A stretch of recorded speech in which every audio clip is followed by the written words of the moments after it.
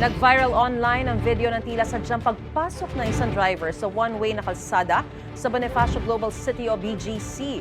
Ang driver may binanggit umanong pangalan ng anak ng isang politiko nang sitahin siya ng traffic marshal. Yan ang unang balita ni Ian Cruz.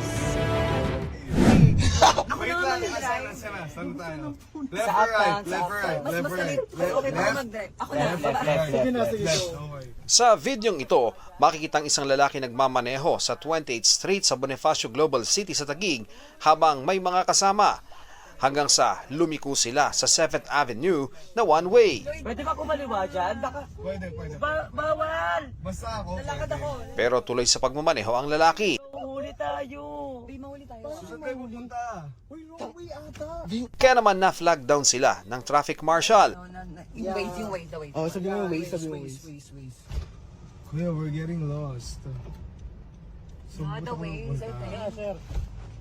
Ano yung pinasok mo? Sorry po, kuya. We're getting lost. Saan po pupunta? Ano yan? Yeah po, pero the waste kasi indicated. Sinusunod ko lang yung mga nakasakay sa akin. Nagpatuloy ang kanilang pagpapaliwanag at ini-name drop pa ang anak ng isang politiko. Kuya, sorry talaga. Oo, din you can guide me na lang as kuya kasi we don't know talaga BGC. Kasi legit promise. Ang videong yan nakuha pa noong September 23 ay kumakalat sa social media. Ayon sa pamunuan ng BGC, tiniketa ng driver. Nakikipag-ugnayan na rin daw ang security team ng BGC sa Land Transportation Office o LTO. Sinisikapan ng GMA Integrated News na makuha ang panig ng Investigation and Intelligence Division ng LTO ukol sa insidente. Ngayon din ang pahayag ng social media influencer na nag-upload ng video.